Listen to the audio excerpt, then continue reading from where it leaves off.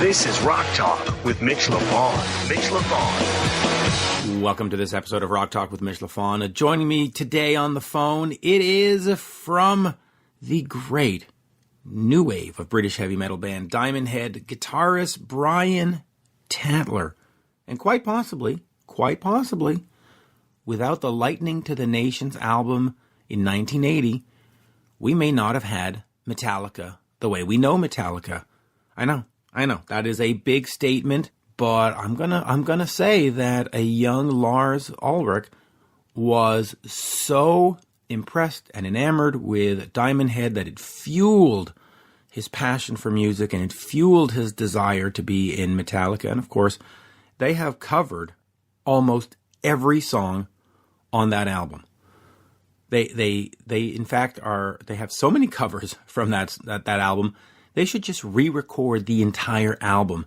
You know, Metallica presents Diamond Head's Lightning to the Nations. Now, as great as that album is, I'm going to put forth the theory that Diamond Head is one of the best bands to have reinvented themselves. You know, you look at Tigers of Pantang, you look at other bands that have completely and utterly changed the lineup, and sometimes it's for the worst. You just go, you know what? I miss that classic lineup. But in Diamond Head's case, I think this has now become the classic lineup. Yes, Lightning to the Nations was great, and yes, the people on that album were great.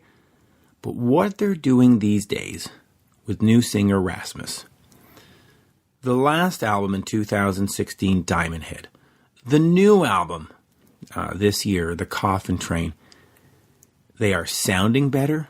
They are playing better.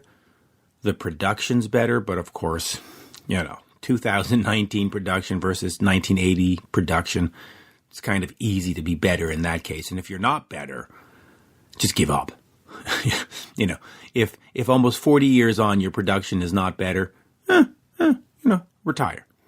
But that aside, you listen to those last two albums, you listen to the songwriting, you listen to the guitar playing, you listen to the vocals in particular, and you gotta go, you know what?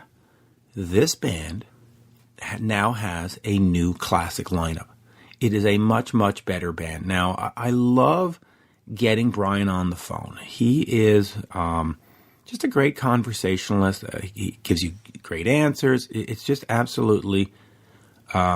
it's a good time to have Brian on the phone. Now, the other thing that I want to discuss are talk-ups before the show. I like to keep them short and tight and get right to the guests so that you can dig into the guests, because I'm sort of figuring, you know what? Folks want to hear the stories by the bands. And I've got some great stories, by the way. I had Roger Earl of Foghat on the phone recently. I haven't run the interview yet. That is some great storytelling. So when you see the Roger Earl Foghat episode go up, click it. Listen to it. I don't care if you're a fan or not a fan. It was just a great conversation. But back to these talk-ups, my perception is get in, get out, give them the guest. And I've had folks on Facebook and others say, hey, you know what? We love when you talk about Kiss. We love when you talk about your mom. We love when you talk about the stories or on the road, or you did this, or... give us more, give us some news, talk about new album releases, and so on and so forth. So I put the question out to you, and you can go to, you can email me, mitchminute@aol.com. You can Twitter me @MitchLafon. You can Facebook me on the Rock Talk page or my own page. Tell me, should I be giving you more talk-up content? Should I be giving you more me? I can just see my wife cringing. No, I'm kidding. But no. Anyway, do you need more talk-ups? Because I can give you more talk-ups. And if you need more co-hosts, I can give you co-hosts. Happy to give you co-hosts. We've got Steve Brown that I can call up. We've got, Mark Striegel that we can call up from the Talking Rock site. We've got Alan Niven. You tell me. Ultimately, this show is for you. There's a lot of great stuff in it for me, getting to talk to all these artists, getting to go to shows, but ultimately you're listening. So tell me what you want, and I'll tell you what I want. What I really, really want. Oh, did I just do that? Anyway, Speaking of which, by the way, Pop, I was offered an interview with Bananarama. Remember that? Bananarama? Hey, Venus, you got it. And I think I'm going to do it. I am going to interview Bananarama because there is a somewhat cool factor to interview some of these bands from back in the day. So you will possibly, nothing's been arranged yet, but you will possibly see a Bananarama interview pop up on the feed. And listen, I just think that's cool. I got to talk to Boy George. I got to talk to the guys in Simple Mind. I got to talk to Rick Ashley. I got to talk to just a whole bunch of different ones. And I think Sheila E. And I think Bananarama would be kind of funny. Anyway, nothing's confirmed. It was offered to me, so I think I'm going to do that. But this has nothing to do with Diamond Head. In fact, very different genres of music, as we say. Let us get over to Diamond Head. And if you haven't checked them out, the albums, I mean, go back to 2016, check out Diamond Head's Diamond Head, The Rebirth, if you want, and The Coffin Train. And you are going to, if you like your heavy metal, if you like your hard rock, you are going to enjoy these two albums. Rasmus, the new singer, is a force to be reckoned with.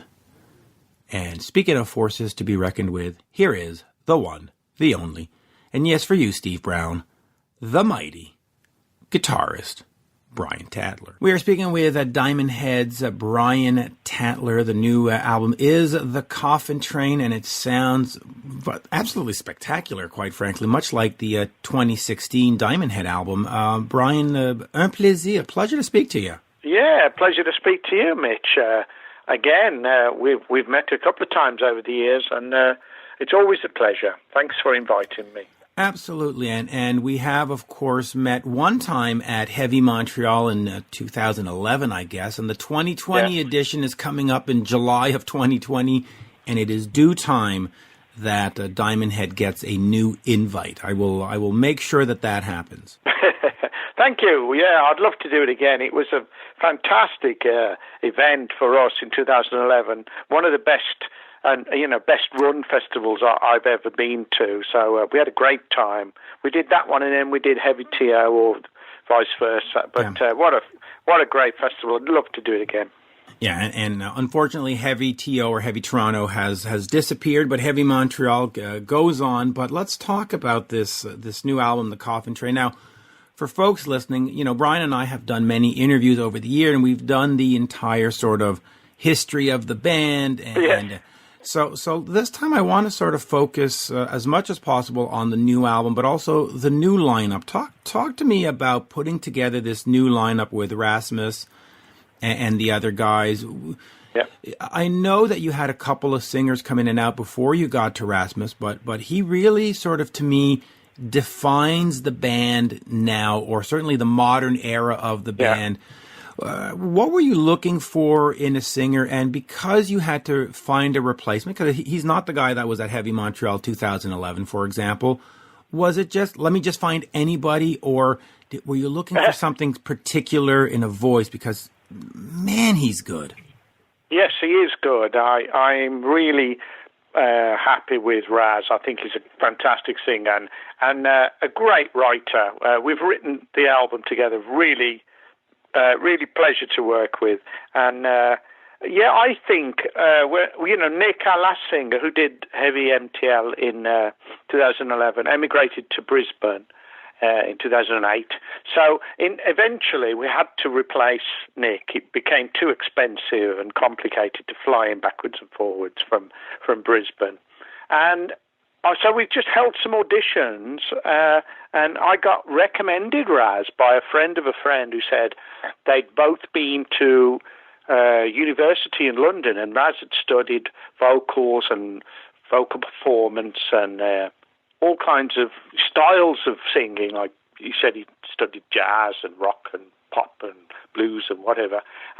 And so he's Danish, but he'd moved to London in 2006 to do this course. And so he was in London, and it was just a case of me sending a backing track to an old Diamond Head song called To Heaven from Hell, and he sang on it and sent it back. And I thought, wow, great, what a great voice. It didn't sound like he was struggling to hold notes or reach any notes. I found out later that he's got a fantastic range, so he was easily able to do the Diamond Head songs. And he came up to the Midlands to audition. We got together in a room, we played some songs, and within about 30 minutes, I thought, yes, he's the one. We only saw 4 or 5. I didn't put an advert in, the newspapers and make a big deal of it. I just wanted to ask around first and see who we could find in the UK. And so I thought, yeah, he's great. And we'd got gigs lined up, so it was mainly a case of we needed a singer who could, fulfill these gigs that we'd got, but who could do justice to the Diamond Head history, the back catalogue. And so that's what I was looking for initially, and I didn't really worry about a writer, somebody I could write with and maybe do, some more albums. All that came later. We had conversations on the road, and Ras said how he'd like to write, and once a little bit of time had passed, a few months, and he was comfortable in the band, I started to think, why not? We should at least try and write. We might come up with something brilliant. I think that most songwriters think they've yet to write the perfect song. It's always slightly out of reach. And so it's quite tempting to think, well, we should definitely try. You never know. You may just come up with something wonderful. Yeah, you just may, and every songwriter artist always says, "I'm going to get it right on the next album. The next one the is next one. Yeah, it's always the What's next one." What's your favorite album? The next one. Yeah. Yeah. There is a kind of thirst, a hunger to keep trying. To perfect. To maybe because we all have got our favorite songs by other artists, and you want to kind of beat that if you can. You beat your favorite song. Well, okay, so let me ask you about that, about the next one, which, by the way, is a great album title. But, you had Diamond Head, you have this one, the new album. Talk to me about making new music with a new lineup, because you could easily just go out and say, we're Diamond Head, we're Am I Evil, yeah. we're Helpless, we're going to do the Heavy Montreal, and we're going to play, and we're going to do the classics, and Merci, Bonsoir, we're done. Right? Talk to me about creating new music and the importance not only of introducing this new lineup to the world, but just the importance of staying creative. I think, we will always play the old songs. It's a nice balance at the moment where we're promoting the new album. So we've been doing 3 songs off the new album. We do a couple off the last album, and then it's a mixture of some of the classics from Lightning to the Nations, but Borrowed Time. Sometimes we do Canterbury. And so, it's a nice mix. I think the new songs work well against the old and vice versa. But there is something about writing your own material, especially for a singer, when they've got to sing their own words. I think they can really get into it. And I think it's a shame not to give guys an opportunity to create and be part of the legacy. I'm not going to say, no, we're not doing that. I think the least we can do is try and see if we can come up with something awesome. And fortunately, both the albums have been very well received, and it's given probably Ras and the other guys confidence to be in Diamond Head and be part of the legacy and keep moving forward, and not just be a heritage act, but to hopefully push forward and show that it's still relevant to today. Hopefully. I mean, it is an old name, and a lot of bands probably don't move forward much, but hopefully we're definitely trying to anyway. So let me talk to you about moving forward, because heavy metal has changed from the Lightning to the Nation years, has changed from the Borrowed Time. But But do you listen to sort of the new metal and the new metal, as they called it, the corns of this world, and start thinking about incorporating some of that stuff? Or do you say to your... No, okay. Yeah, I think no. I mean, I've listened to them, and I've, obviously being in touch with Metallica, I've been to see Metallica probably 25 times, and I've seen tons of bands that have supported Metallica, like Slipknot and Avenged Sevenfold and Korn, as you mentioned, you name it. But I think I'm kind of a bit more of a 70s guy. I was brought up on the classic 70s bands, Zeppelin, Sabbath, Purple, and I think that is ingrained in me. That is in my DNA, that style of playing. And the distortion and the guitars, the 8-string guitars, for example, and diesel amps and all that kind of gain was just not available back in 1976 when Diamond Head started. So it would be daft, I think, of me to have a 8-string guitar tuned down to I with a wall of high gain amps and try and play like Kerry King or something. I think I'm better off doing what I do. Hopefully people respect that I do what I do and I stick to a sound and a style and whatever suits Diamond Head, what suits my playing, what suits my writing, what suits our singer Raz. And hopefully, there's a little bit more modern. Some of the production, it does creep in. We record, obviously, digitally now. Everybody does, Pro Tools. So there's a different sound now to how it used to be with analog tape, and everything was a lot more spontaneous.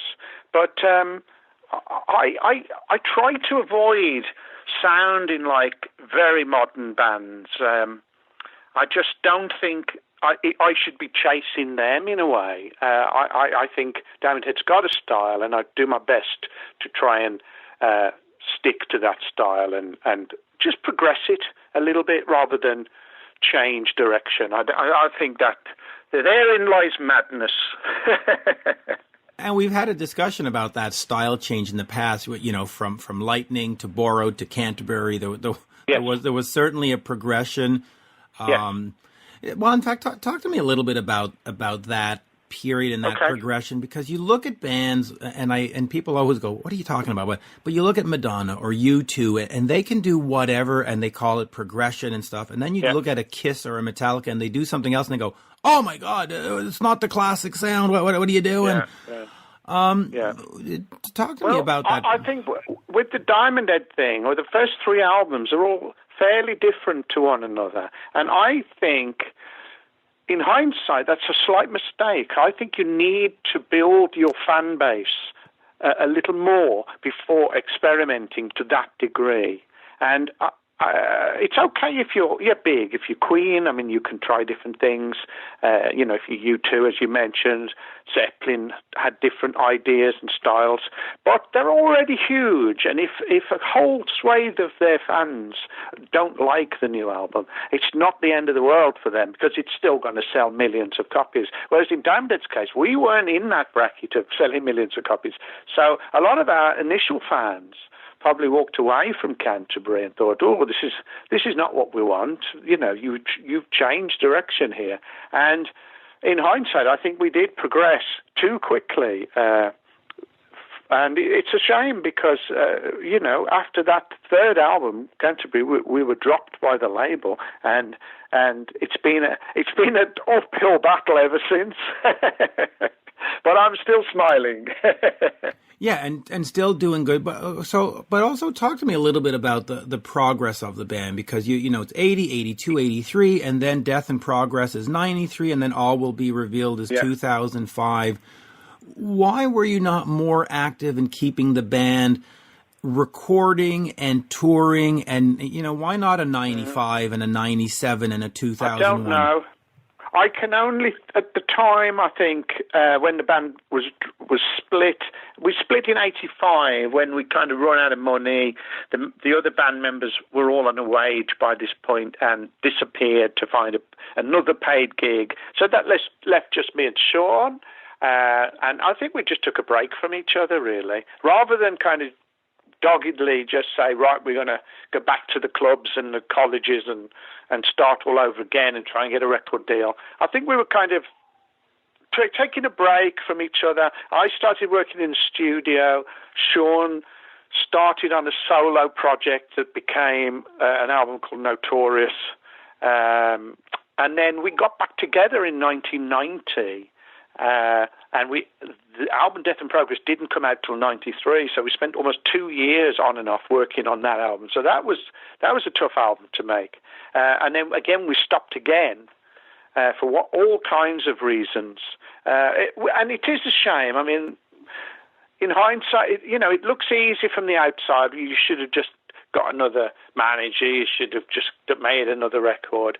But when you're in the thick of it and you've got no money and there's no sales, you haven't even got a record deal, you haven't even got a manager, then it's quite tough, and you're just doing what you can to survive. I ended up in covers bands, and if it hadn't been for the Metallica royalties, I'd have probably ended up doing a 9 to 5 or something like that, just whatever I can to pay the bills, pay the mortgage. Yeah. Yeah, well, and we'll talk about the Metallica thing real quick. In 2016, during an interview with me, right? Because we've done these before. You referred to, because you just mentioned Sean, so I'm going to bring up this quote from our interview. Okay. You referred to Sean as the singer that was the best thing, but also the worst thing about Diamond Head. Is that something that you still feel sort of 3 years from that interview? And can you elaborate on that? Why was he the best thing?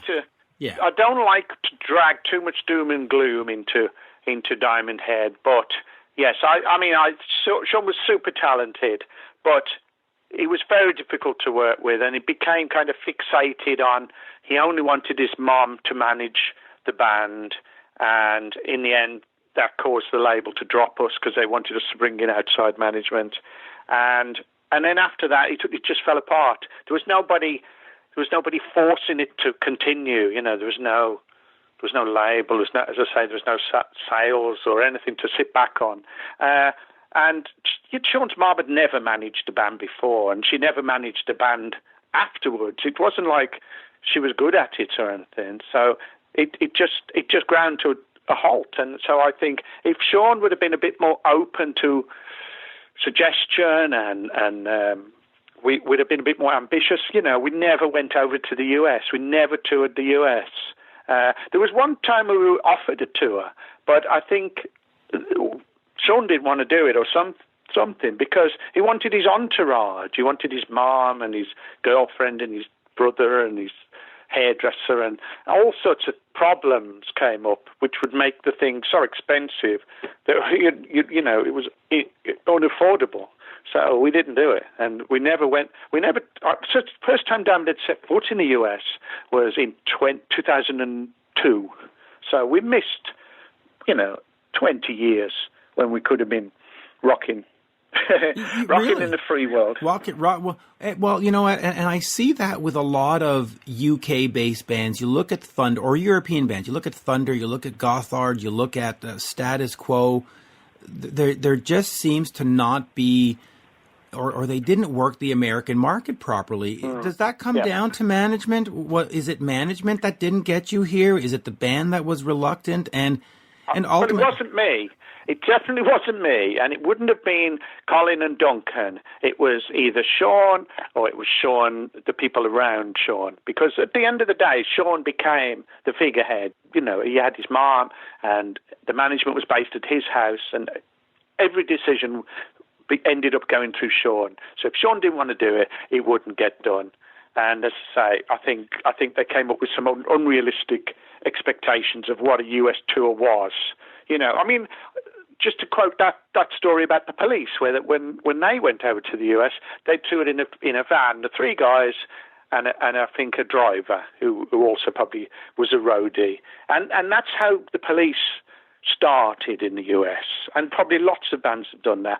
But I think when Diamond Head went over, or if Diamond Head had gone over, I think Sean wanted, as I say, wanted his entourage, and his brother-in-law was the tour manager, and his nephew was doing the guitar tech and all these people, who are on a payroll.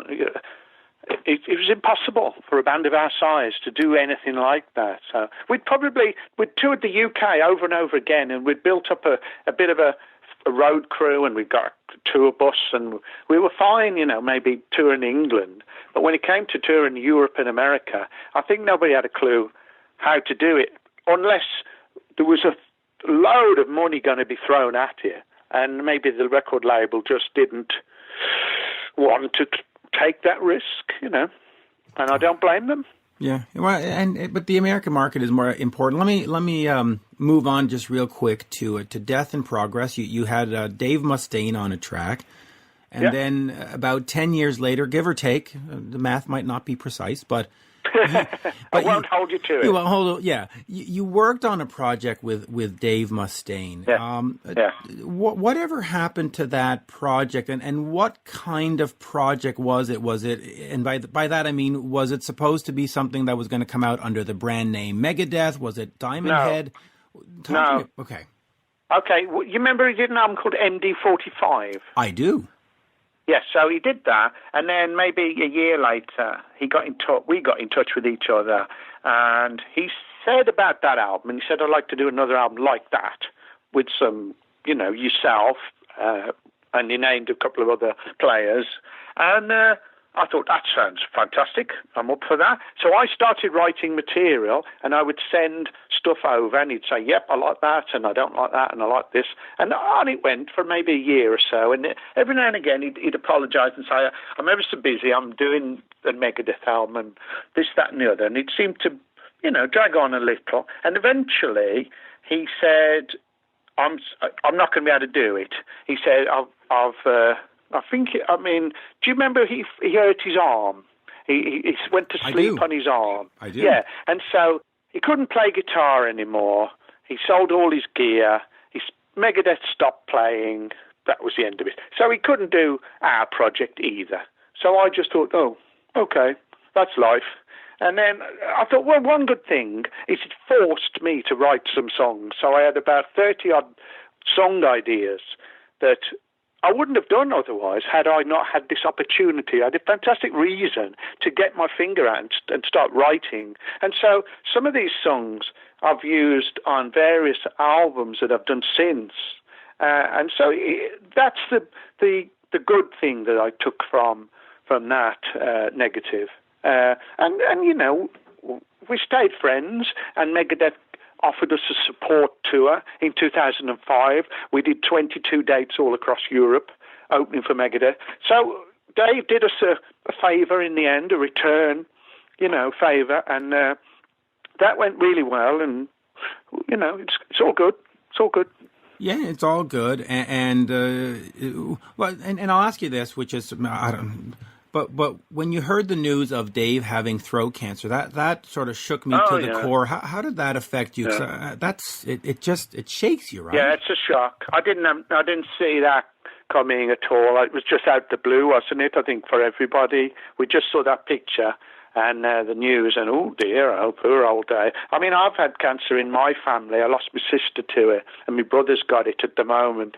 So I know it's a tough. It's a tough place to be, but I just immediately wanted to wish him, all the best, and hope he'll get the best treatment. I mean, you've got the best treatment in the US, and he's got plenty of money, so he can afford the best of the best, can't he? So hopefully he'll be able to get on top of it and conquer it. And he's a fighter, isn't he, Dave? So God bless him, and let's hope he pulls through. He gets rid of that shit. Yeah, absolutely. And yeah, my wife's father passed away of prostate cancer in 2013. So it's a bitch. We need to kick that to the curb. Totally. The older you get, the more when you're a kid, I mean, nothing does it. No, but as you get older, you suddenly find family members and friends have got this and got that, and it gets quite scary. Yeah. Yeah, our other guitarist had prostate, but he's managed to beat it. But it's always a worry that, it'll come back. Yeah. Isn't getting old delightful? I mean, everything hurts on me at this point. Experience, but wisdom. Illnesses. Well, okay, can slow you down. Let me get away from all that negative stuff. Let me get back. Let's bring it back to, since we did Megadeth, let's just quickly cover Metallica. And we've spoken about Metallica ad nauseum because it is the question that keeps coming up. But a few more years of wisdom and perspective. How do you look back at that connection with Metallica and them doing Am I Evil and them doing Helpless? You have said in the past that it has helped pay for the house and helped give you the life that you have. But how important, other than financial, was it in terms of ego, in terms of career boost, just to know that a legendary band like Metallica listened to Lightning to the Nations and went, that is effing epic. We need to, Yeah, but don't forget, when I met Lars, he was just a fan. He was a 17-year-old fan of Diamond Head, so the name Metallica didn't exist. So initially he was just a fan, and then when they covered Am I Evil in '84, they were still only a small band. They'd been going maybe a couple of years, 2-3 years, and they were on Music for Nations in Europe.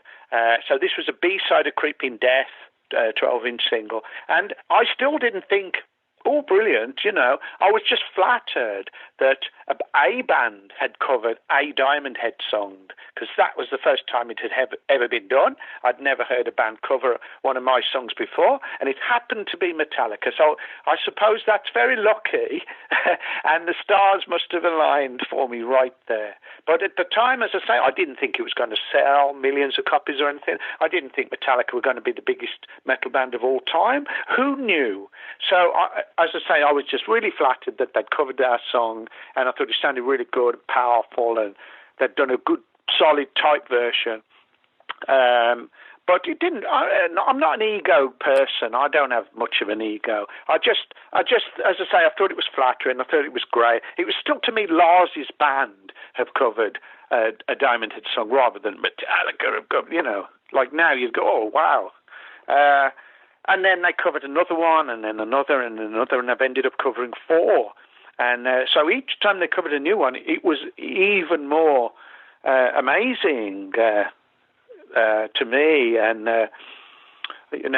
I'm forever grateful. And it has helped the band as well, in that, they've helped spread the word worldwide. Everybody seems to know Am I Evil now. We can play anywhere. And the one song they'll know in the set is Am I Evil, even if they don't know Helpless or The Prince or something. So it's lovely to have that. It's like a rock classic available to us in the set. We know, well, at least they're going to go crazy for this one. So I'm eternally grateful that Metallica have covered Diamond Head songs. And, they toured America when we didn't, when we should have been, and we just couldn't get it together, and they obviously did. You told me once that what got funny about that is that people would come up and say to you, hey, you covered Metallica tonight in your set. Yeah, I've had that. Yeah, that's a Metallica song. No. Look at the small print. Yeah, I've had that a few times. Read the credits. It's a bit of fun. I made that same mistake with This Flight Tonight by Joni Mitchell, but I bought a single by Nazareth, and I thought it was great, and then I looked at the small print, and you think it's going to be saying written by Nazareth, and actually it's written by Joni Mitchell, and think, oh, I didn't know that. So I've made the same mistake. Maybe we all have. Maybe we all presume this song's written by, people probably presume Joan Jett wrote I Love Rock and Roll. Nope. And the Arrows. She didn't. Yeah, the Arrows. That's right. The good old Arrows. For some reason, when you mention that to her, that it's a great cover version, I think it bothers her. I think she likes. Right, it is a great version. I think she likes the fact. But it's a great song. It's a great song. Yeah, Alan Merrill did a great job. Yes, Alan Merrill. Yes, two guys. Who's the other guy? I only know Alan Merrill because I'm friends with Alan and we've spoken about it. I'm trying to think who the other guy is. There's another guy. There's two writers on the credit, but it's a fantastic. So simple as well. 3 chords. It's very hard to write a simple song with 3 chords and for it to last 40 years. That's a rare trick, you know. It is, though AC/DC might disagree with you. They've been oh, well, that's a whole nother level, isn't it? AC/DC are unbelievable, aren't they? The way they've kept it simple. The discipline involved in AC/DC of keeping the drums and the bass simple and letting Angus be the star and, you know, never overcomplicating things. And I admire AC/DC greatly. I think they're incredible. They are, and if Metallica could cover The Messenger or maybe The Sleeper, yeah, which are great tracks. Please. Messenger is particularly fantastic. The new album is great. I mean, I've only heard it on Spotify. I need to get a physical version. I don't have a physical version, but okay, I need to get. I could send you one. Oh yes, send you one. Please do that. Well, send me your address on your email, and we'll do. Make sure you get it. But I do want to ask you one thing about Am I Evil in terms of the songwriting and putting it for Lightning to the Nations, because here is a song that's almost 8 minutes long. Yep. And, radio and stuff like that wanted 3-minute singles back in the day, but you're a heavy metal band. So heavy metal band doesn't necessarily do radio singles, but talk to me about writing that and the construction of it, and sort of what was the thought process in terms of making it almost 8 minutes. Was there a 4-minute version and then you listened to it and went, no, yeah, okay.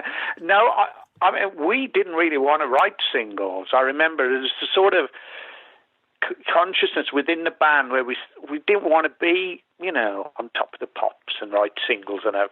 We kind of wanted to be like Zeppelin and Sabbath and that, which is more about album tracks, like, you know, you've got War Pigs, or you've got say Kashmir, or The Song Remains the Same, or something, you know, big mighty slabs of music and not chart, you know, things with big choruses and stuff. So anyway, that was our kind of brief. We wanted to write sort of epics and big songs. And Am I Evil ended up being our most famous and our biggest song, really, most famous. We've got longer songs, but that's the most famous. And it just started with a riff. So I came up with the main riff, and I'd record it on a cassette, and then the band had come round to I'd be in my bedroom at my parents' house with my electric guitar and our little biscuit tin drum kit, and I just played the riff, and they go, oh, yep, that's a good one. So we just work on that, and we put it together. Then at some point, I remember adding the intro. I kind of copped the idea for the intro from Holt's The Planet Suite, Mars, The Bringer of War. So I really liked that. I remember listening to that as a kid and thinking it was quite heavy but dramatic and emotional, and it had all kinds of things going on. So I kind of came up with my version of that and stuck that on the beginning. Then we developed the fast section. So it didn't matter for us that the song would have 4 different time signatures and 3 sections and things like that. It just didn't matter. We didn't know about simple arrangements and 3-minute singles and things like that. As I say, we wanted to write these epics. So we had the big section, the main section. Then we had the fast section. Then I worked out this big solo that's about like 1.5 minutes long.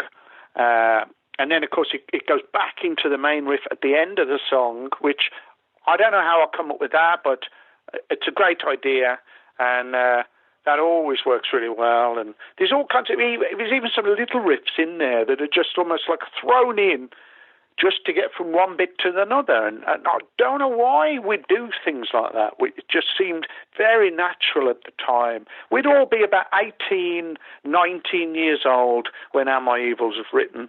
And it would just seem very natural. You know, we'd be together in the same room, ideas, play this, you know, do that bit, what was that bit there, play that. And we'd record it onto a cassette, we'd listen back, and we'd critique our own material, and it just grew like that, and it's ended up, like you say, being almost 8 minutes long, and we still play it live. Obviously, it's the big song in the set. Goes down great. What can I say? What's not to like? What's not to like? Yeah. Before we leave, I'll remind folks that Diamond Head, the Coffin Train, is available now, and it is absolutely worth your time. It is fantastic, much like the 2016 album. The band has reinvented itself, if I can use that word, brilliantly. You're not just 4 or 5 old guys going through the motions. You are creating vital, vibrant new music, which is very exciting, actually. And I will finish with this, but we will go back to Lightning to the Nations. Here's an album that Metallica has covered pretty much every song, or they've played every song live, with maybe the exception of Sweet and Innocent and the title track. What is it about that album, or talk to me about the importance of that album for you, because it really is a classic when you look at the Prince and It's Electric and Helpless and Am I Evil, and forget the Metallica connection. It's just a brilliant album. Yeah. I think even if Metallica hadn't covered anything off it, it would be like a Nawabaham classic. It would be one of the big albums of that movement, along with Iron Maiden's debut and Def Leppard and Saxon's Wheels of Steel and things like that. I think it would and the still Tigers. be there. Let's not forget Tigers. Yes, okay, I'm not forgetting Wildcat, of course, yeah. And so it does have something about it. And the weird thing is, when we made that record, our manager, Reg, at the time, went down to see some labels, and nobody was interested. None of the labels wanted to take it on. So, they don't always know everything, do they? They could have had that classic Lightning to the Nations album back in 1980, and they weren't interested. So we pressed 1,000 copies ourselves and sold them at gigs, made obviously £3,500 because we're selling them £3.50 a pop, and that helped pay for, wages and crew and hire this and hire that, and then we pressed another 1,000. We sold them, and eventually, we got a record deal. But it took a lot of, it was so frustrating to see other bands getting signed. Everybody seemed to get signed, and we weren't.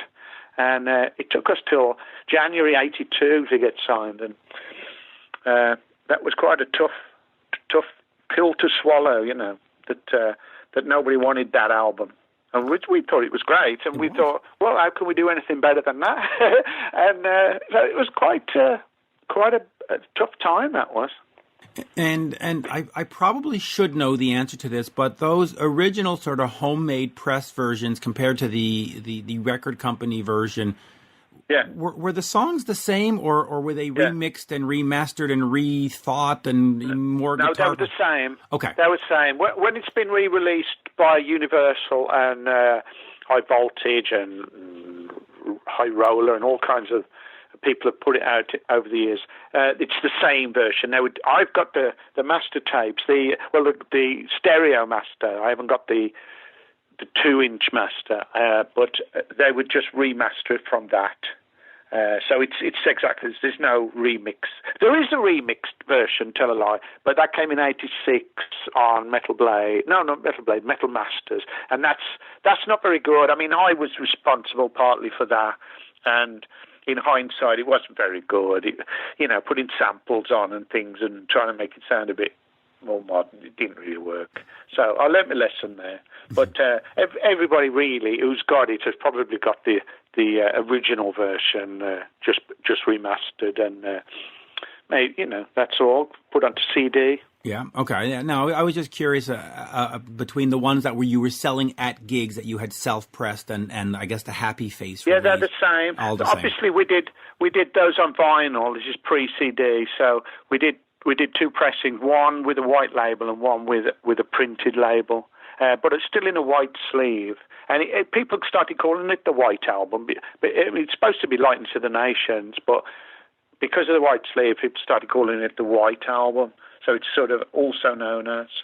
But no, it's exactly the same version. It's just gone on Spotify as well, that first album. I saw that, and it's great. Yeah. And of course, like a week ago or something, yeah. And it's got all the extras on in it, like the EP and some B-sides, things like Play It Loud and Streets of Gold and things like that.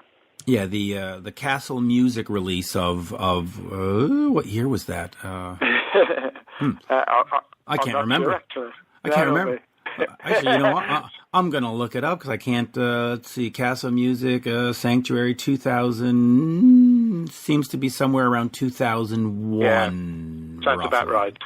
Yeah. Brian, always a pleasure. And of course, folks, while you're at Spotify, do check out the Coffin Train, check out Diamond Head 2016, and hey, head over to the podcast section and check out Rock Talk with Mitch Lafon. There you go. Brian, toujours un plaisir, and Heavy Montreal 2020 is a must. We will do what we can to make sure you are here because it was a great performance then, and it'll be a greater performance. It'll be even better with this lineup. Yeah, it's a monster lineup.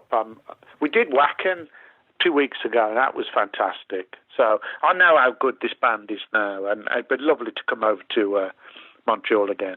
Oh, yeah. And not only is the band better, but you've got those last 2 albums worth of songs that you could. I mean, The Messenger, and I'm going to focus on that one because it's a brilliant song. Right. That live. It's a good riff. I'm pleased with that riff. Okay, which is the best? Which is the best song on the album for you? Well, my favourite song is the title track, The Coffin Train. Raz's favourite is the first track, Belly of the Beast. But we've had people, say they like this track and that track, and which is always a good sign when they pick up on different songs. But yeah, Messenger's got a great riff. We've been playing Messenger live and Belly of the Beast and Death by Design, so it's sounding great. They're very powerful songs, especially live. So it's all good. Yeah. And you're right. It is a good sign when people are picking different tracks because if everybody says, "Oh, I only like Belly of the Beast," that means, "Oh crap, I got 9 songs that nobody likes." That's right. Well, that's what it means. That's right. We're pleased with the reaction. It's been really, really positive. It's great to have a good reaction to your album. I have to put in a lot of time and effort into it for people to give it a thumbs up. It's so satisfying. Absolutely. And on that, as we say in Montreal, merci beaucoup. Thank you so much. Always a pleasure. Thank you, Mitch. Always a pleasure. I agree. Cheers. Have a good day. You too. You're listening to Rock Talk with Mitch Lafon. Rock Talk.